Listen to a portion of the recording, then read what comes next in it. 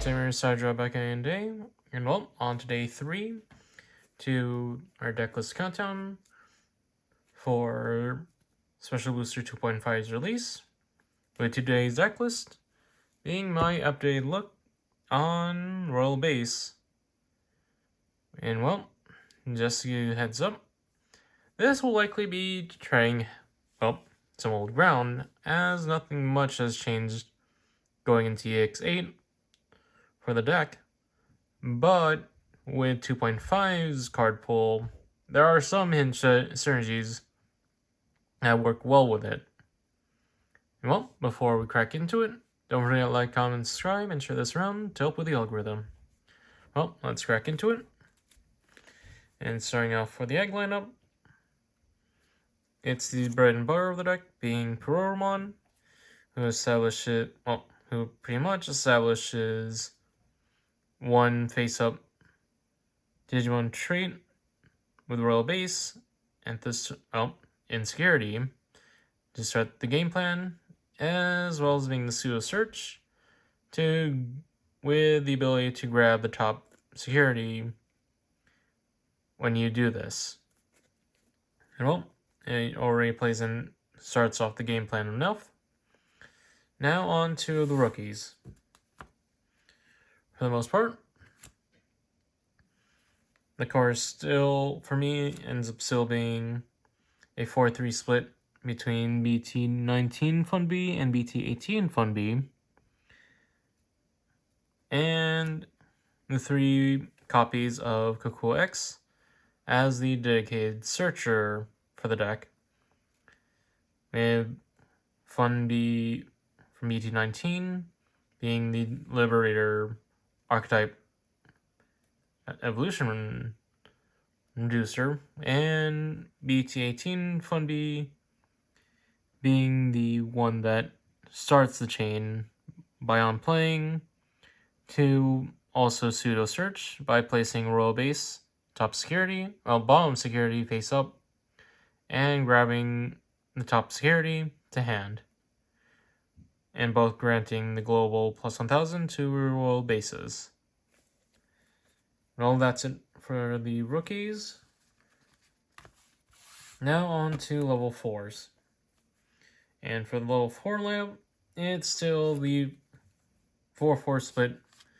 between Wasp and Forge B, with Wasp being the more floodgate of the two. As long as it's on the board, anything that your opponent has that has as much or less DP than itself can't be able to attack players. While Forge B is a protective measure body that will be able to put itself face up in security to protect one of your Digimon from one of your Royal Bases from leaving the battle area by effects. Both also granting the global plus 1000 to your Royal Bases while face up in security, as well as an all turns plus 1000 DP boost to anything that has these cards and is part of their stack. Going from there, level 5 lineup for me is sort of changed as it's gone down to a full playset of Cannon B and Vestimon.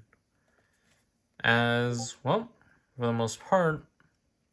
these two are still the bread and butter, with Cannon B seeing the more use in Royal Base, given that it has the more effective Digivolve to work with, compared to Vespimon's very hard to work with pop ability, given that it starts off aiming at cost 2 Digimon, which is practically non-existent. Well, with both being still having their security burn effects, as well as granting a global blocker ability to your Royal Bases. And that's it for level 5s. And now on to the stars of the show, the deck, with the main archetype still being full playset of Queen Bee, and the 2 copies of Tiger Vespa. Queen Bee obviously being the boss of the deck, as she is able to, well, call out all of your, well, a Digimon from that space of insecurity onto the board, as well as being able to, well, refill your security with a face-up roll bases that would be taken out.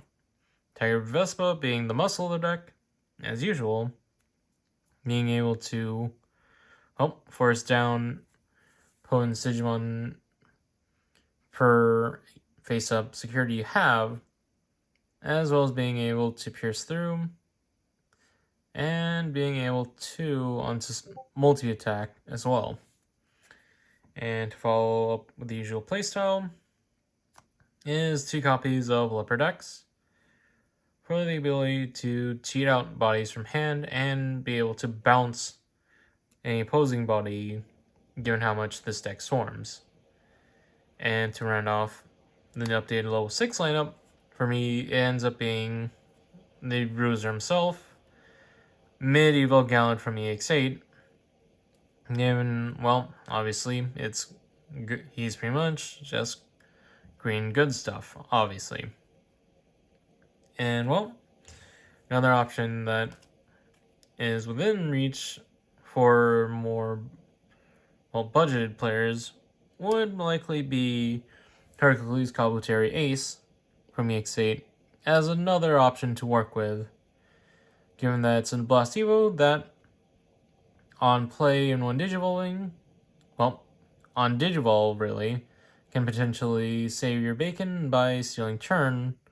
by suspending 3 opposing Digimon and you gaining 1 each, well, 1 memory each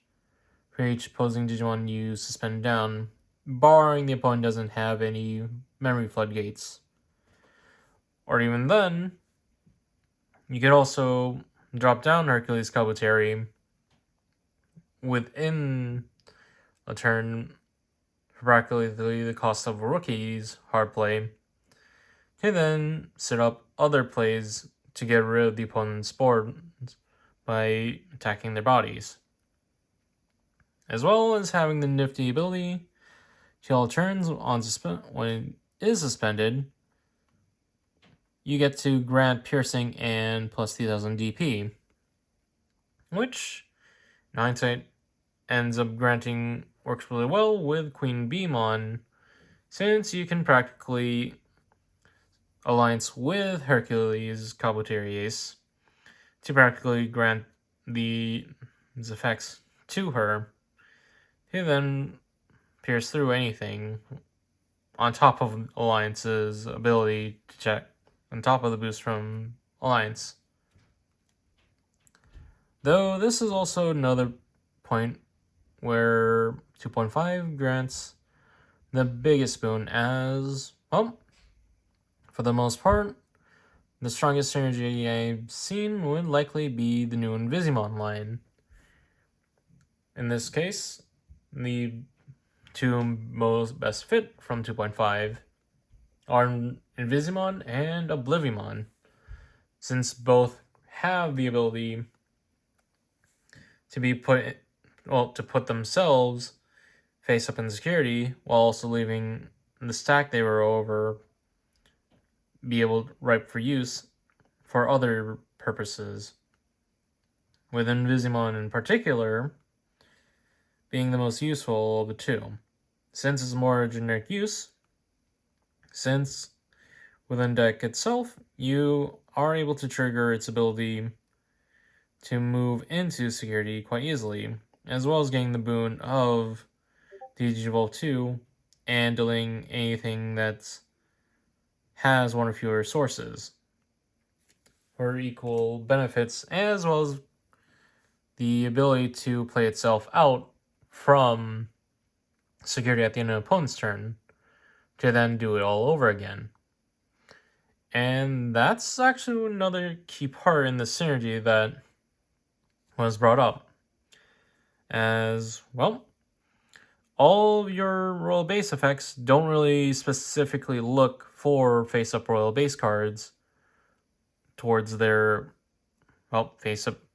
security account effects. And thus, both Oblivi and Visi ends up adding to those accounts and helps the deck function in a much more different way in control sense. And well, that's it for the Digimon lineup in mind. Now on to Tamers. For the most part, I ended up tweaking this a bit, going for a 2-2 split between BT's BT8, UG, Winnar, and Shu, since this reasoning is a little bit more within the deck's curve view, as bumping UG to 2 ends up helping the deck in the sense that you're always promoting a X antibody from raising, so may as well be able to play around with that constant in the deck. With Winnar being brought down, more so to make room for that second Yuji. And to Yulin for the obvious reason to be the memory server of the deck, and being the most useful in terms of synergy with X antibody Digimon with the Mind Link ability. And the fact that you also could grant alliance to any of your royal bases, and even Leopard X, for other plays, as well as being able to reboot them to save them from being targeted. With another option being Izzy for that slot as Memory Tamer, with the ability to always redirect your opponent's attacks into any of your, well, more replaceable royal bases, especially with Queen Bee in play, to pretty much recur them back into the security face up and being able to spawn them again whenever she attacks.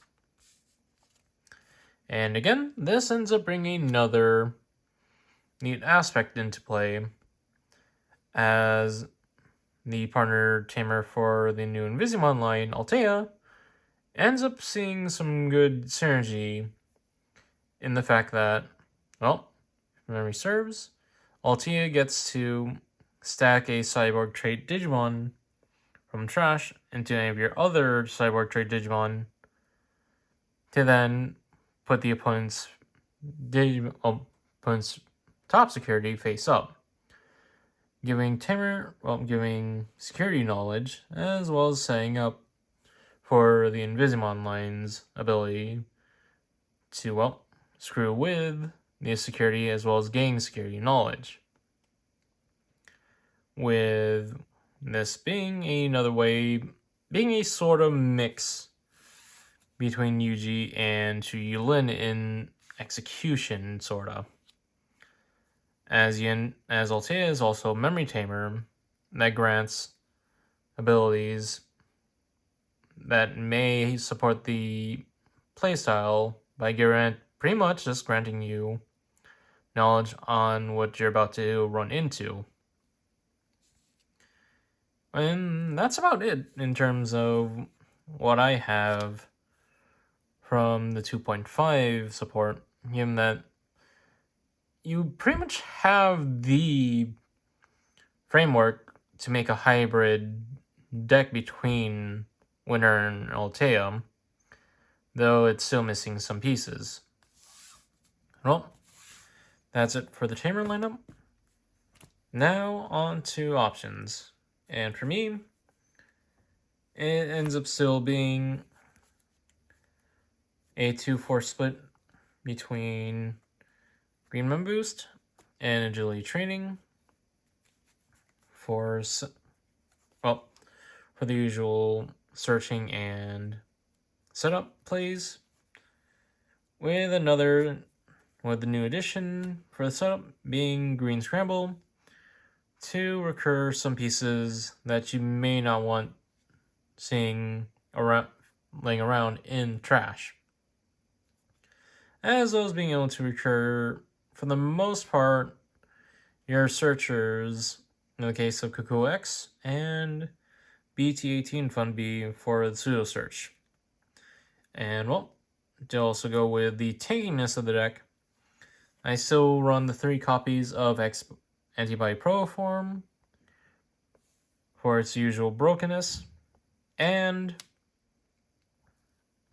to top it off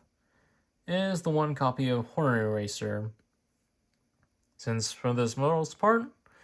this also allows you to recur a roll base piece that's sitting in trash and put it face up with the bomb security, as well as getting rid of play cost 8 initially and adding 2 to the maximum cost for each face up security you have. It's still being quite the great option to deal with as a security bomb that hopefully doesn't get moved to hand, but is still also a good investment, especially against a field with low costing aces, since even at its highest, even hitting that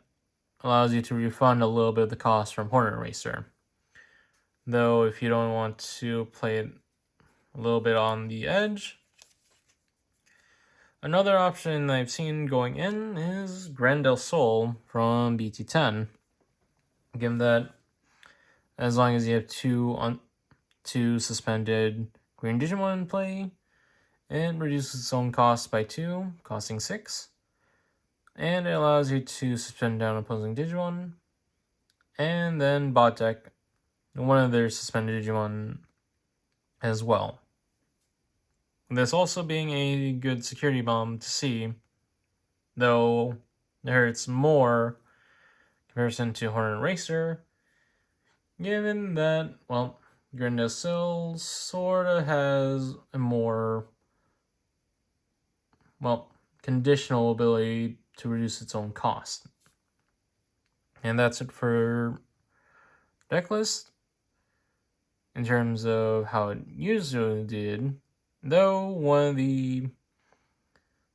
well, builds in the think tank right now obviously ends up seeing most of the green related stuff be pivoting over to their black equivalents, given that, well, obviously the Invisimon line only shares the color black with the deck. And well, that's it for the deck in question. Now on to combos. And on to the combos. And well, for the most part, the mulligan hand, pretty much want to prioritize seeing your Funbees and Cuckoo X as pretty much your rookies and Searcher, and seeing the rest of your roll baseline that have, well, abilities will face up in security, or both Queen Bee and Tiger Vespo to establish in security face up. And second to that would just be seeing your utility options and your tamers to establish early into the game. With the winner being allowing you to recur any of the roll bases you put face up in security by being able to digivolve into them. And then lastly is the rest of the deck,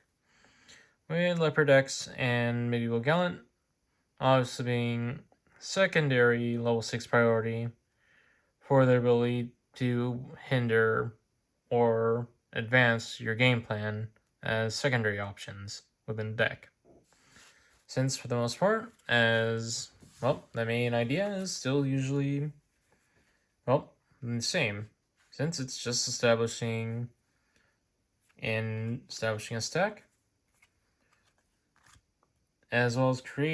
having your roll bases face up in security to grant boons to your roll bases on the ground in the field. And well, since it's, again, this is mostly retraying old ground, Now on to a little bit something different. As for the most part, again, 2.5 does a lot for the black identity of Rollerbase's deck, with the support of the Invisimon line's ability to add themselves from the stack into security face up, thus adding to the face up security count for your roll base effects that look at your face up security. And we end up having come out with a